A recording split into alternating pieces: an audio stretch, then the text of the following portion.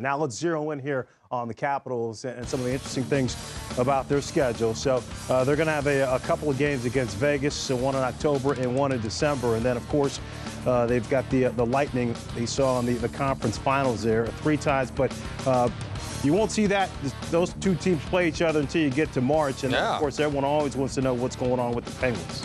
Well, I look at, Kate, we talked about their banner raising October 3rd. Look who they have October 4th on the road. Right into Pittsburgh, right into the den. That's a tough way to start the season.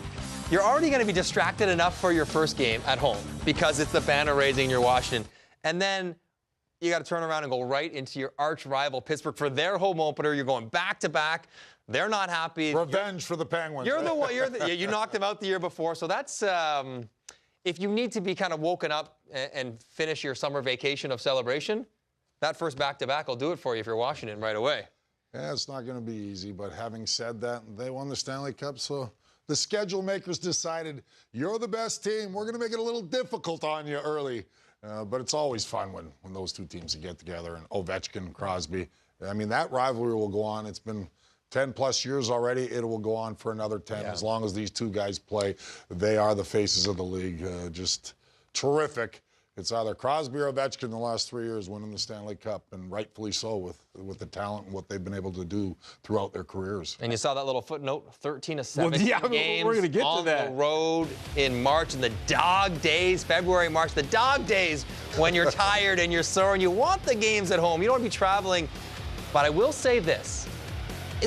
Washington might have a little trouble getting going next year because of the summer of fun they're about to have. Is that always an issue? I'll talk to the guy who's won cups, not me. I don't know. I had a good time, but I didn't win anything. He looks like it is real at times. We didn't have it every time. And it's spectacular. 2000, we won the Stanley Cup, and we got off to a pretty good start in 2001. Went to the Stanley Cup Finals again that year, but I think 95 we won the Stanley Cup. 96 we didn't make the playoffs. Missed it on the last day, so thinking, we did have a hangover. By the time Washington maybe clues into the season, maybe it happens in November, December, they kind of get re-engaged. Okay, we got to put the past in the past. We got to turn the page. If there's ever going to be a time where they can handle 13 to 17, it's probably at that point of the year because they'll be focused on the playoffs coming up, and we'll have forgotten the playoff success from this past summer. When you have success, Francois, no good. I mean, you're so hungry for it again. That's what it's about. Ovechkin got a taste now. Yeah, he's partying, having a great time with the rest of his teammates. That's a real good hockey team there, and they are going to want to do it again.